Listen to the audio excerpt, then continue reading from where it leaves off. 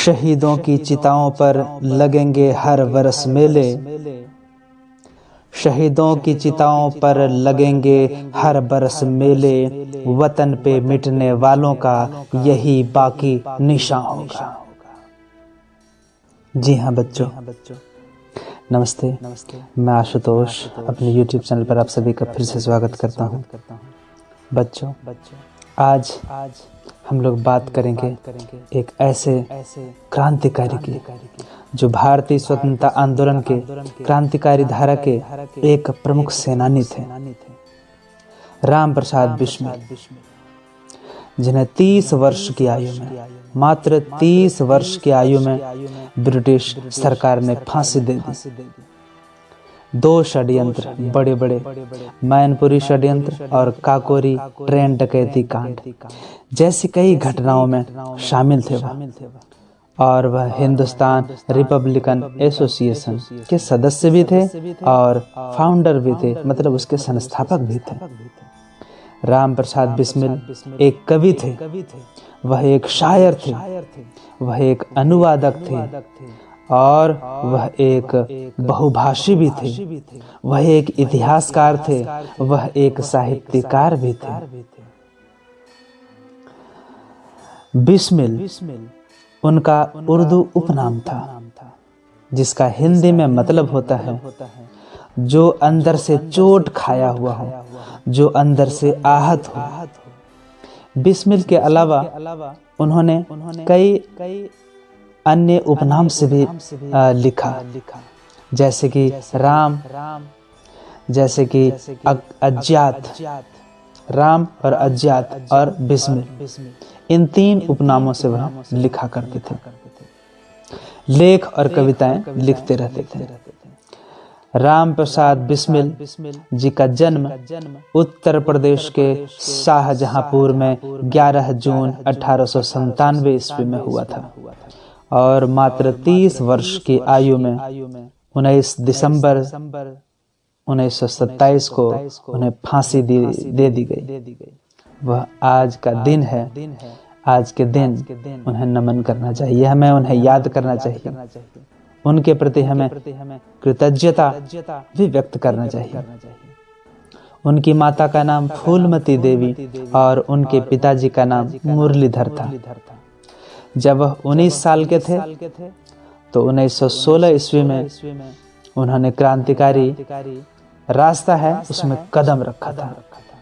11 वर्ष के क्रांतिकारी जीवन में उन्होंने ढेर सारी किताबें लिखी और खुद ही उसको प्रकाशित भी किया। उन किताबों को बेचकर जो भी पैसा मिलता था उससे उन्होंने हथियार खरीदे और हथियारों का उपयोग अंग्रेजी राज को खत्म करने के लिए, अंग्रेजी राज का विरोध करने के लिए किया। 11 पुस्तक, 11 किताबें उन्होंने लिखी, जिनमें से अधिकांश अंग्रेजी सरकार ने जब्त कर लिया। उन पर ब्रिटिश हुकूमत, ब्रिटिश राज के खिलाफ षड्यंत्र करने, साजिश रचने का ऐतिहासिक मुकदमा चलाया गया था। एक बार मुंशी इंद्रजीत नाम के व्यक्ति से राम प्रसाद बिस्मिल जी की मुलाकात हुई। उन्होंने राम प्रसाद बिस्मिल जी को आर्य समाज के बारे में बताया। उसमें आर्य समाज का काफी प्रभुत्व था। बहुत सारे क्रांतिकारी आर्य समाज से जुड़े हुए थे, आर्य समाज की विचारधारा से प्रभावित थे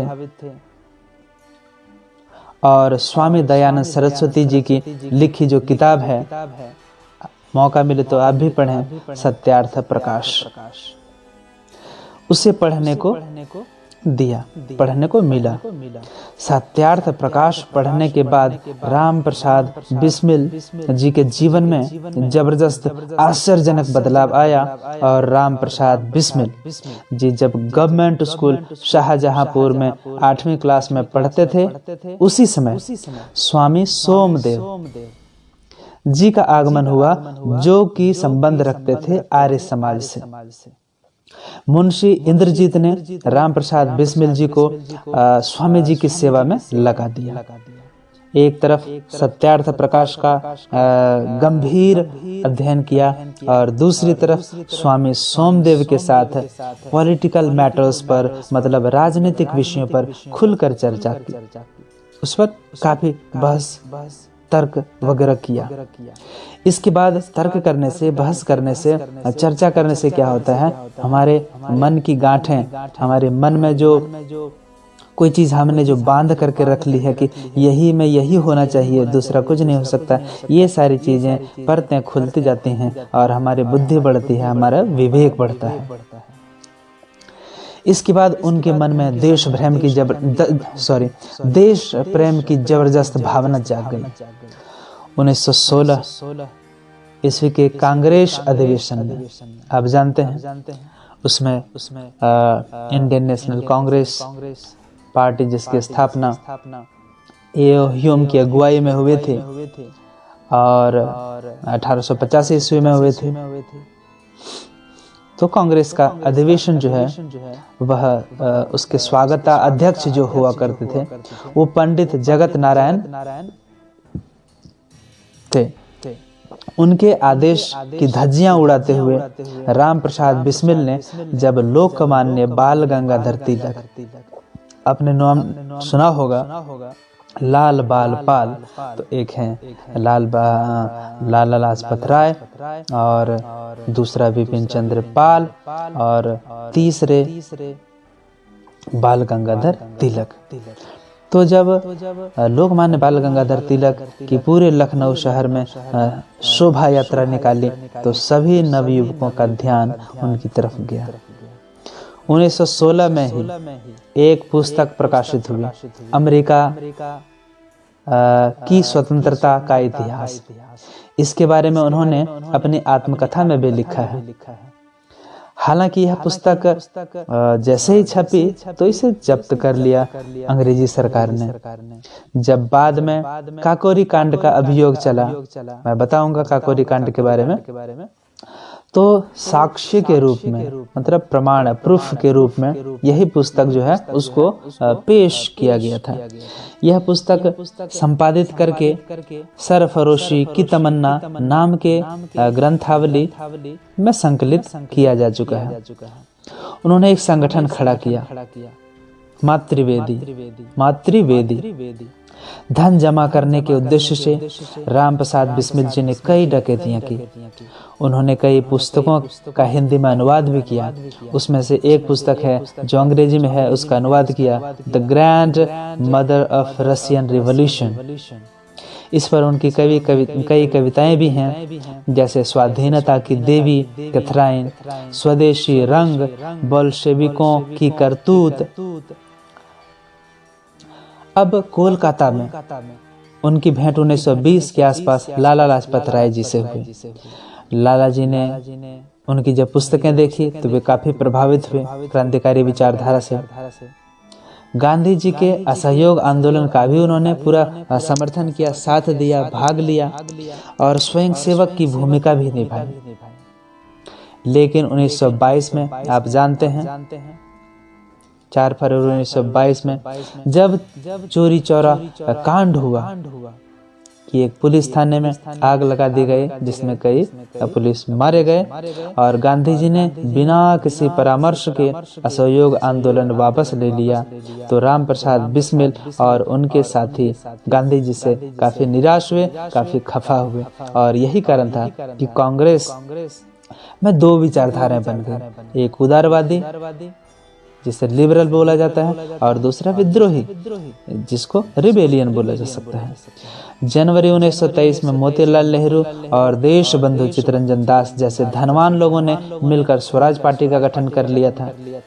तो उसमें इन क्रांतिकारी नवयुवकों ने भी रिवॉल्यूशनरी पार्टी का गठन किया और पार्टी का नाम और संविधान वगैरह निश्चित किया।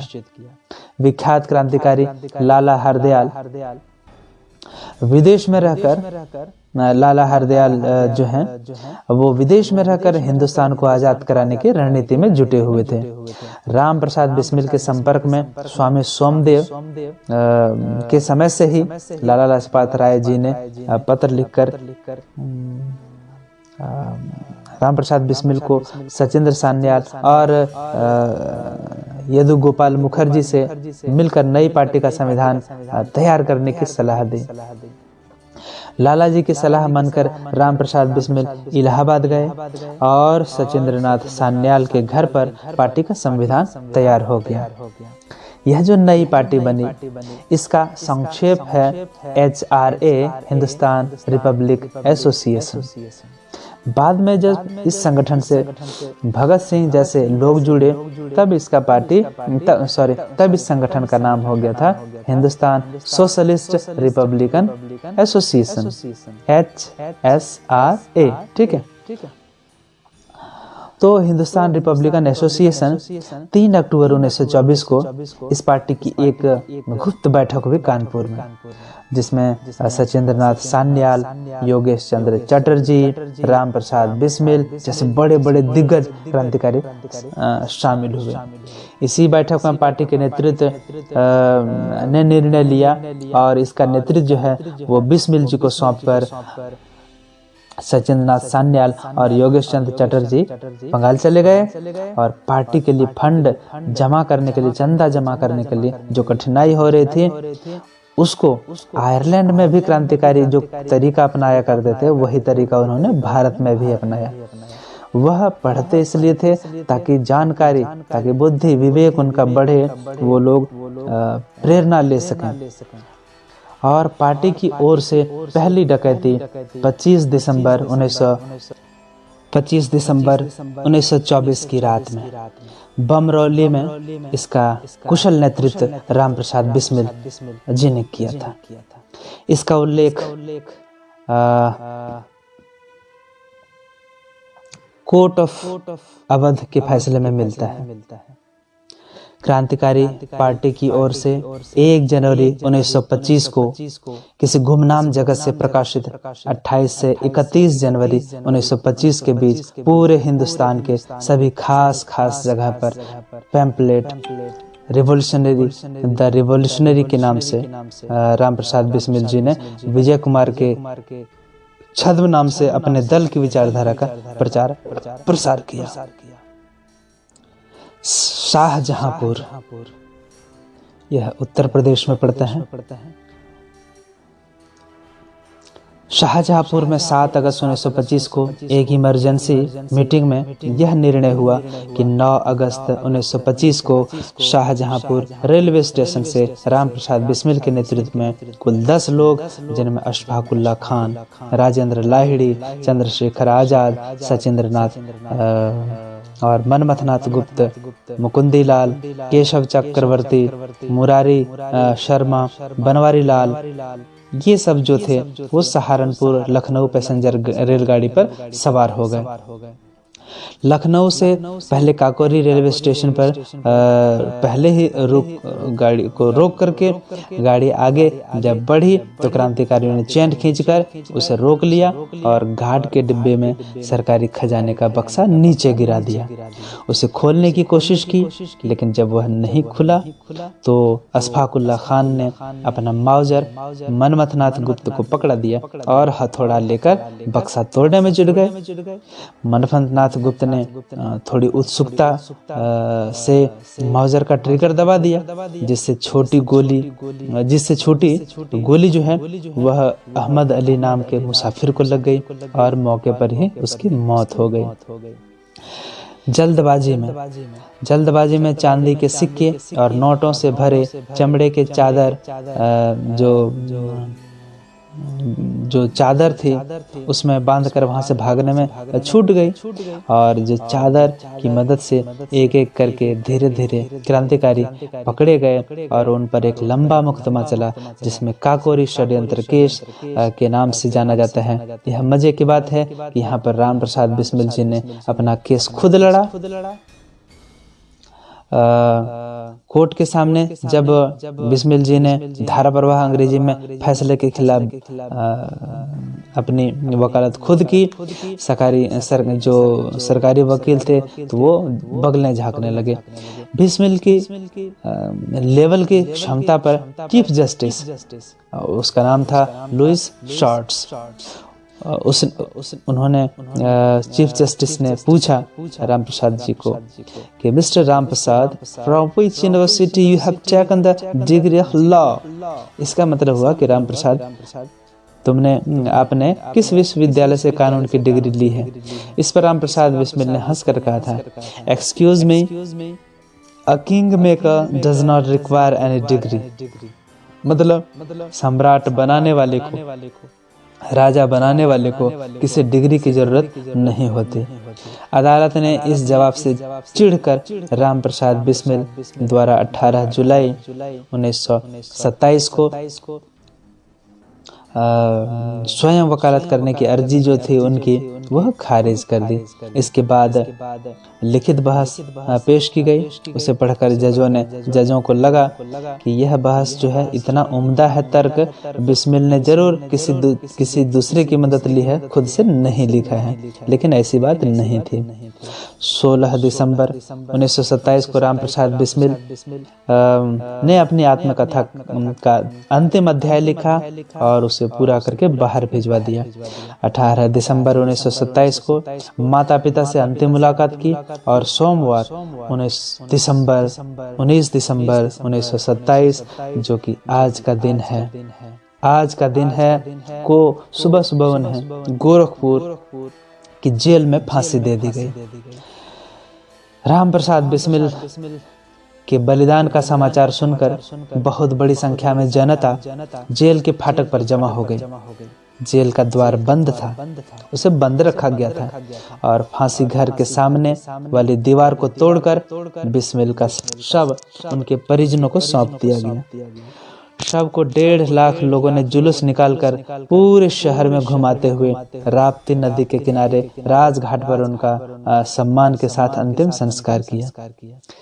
इस घटना से दुखी होकर भगत सिंह ने जनवरी 1928 में कीर्ति नामक पत्रिका में विद्रोही नाम से लिखा।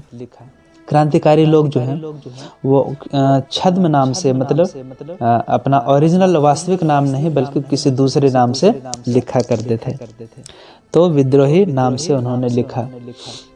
फांसी पर ले जाते समय आपने बड़े जोर से कहा, वंदे मातरम, भारत माता की जय, और शांति से चलते हुए कहा, मालिक तेरी रजा रहे और तू रहे, बाकी न मैं हूँ न मेरी आरजू रहे, जब तक कि तन में जान रगों में नूर है, तेरा है जिक्र और तेरी जुस्तजू रहे। फांसी के तख्ते पर खड़े होकर आपने कहा, downfall the British empire, मैं ब्रिटिश साम्राज्य का पतन चाहता हूँ। उसके बाद यह शेर ने कहा, अब न अहले वलवले हैं और न अरमानों की भीड़, अब न अहले वलवले हैं और न अरमानों की भीड़, एक मिट जाने की हसरत अब दिले बिस्मिल में है।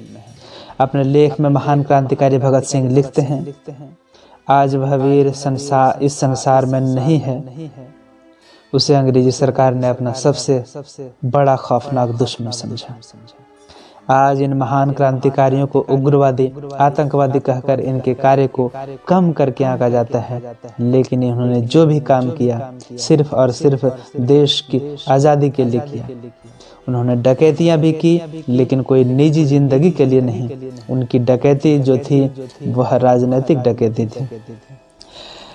उनका स्पष्ट और एक लक्ष्य था, गोरे अंग्रेजों से अपने देश की आज़ादी और साथ ही साथ काले अंग्रेजों से भी अपने देश की आज़ादी।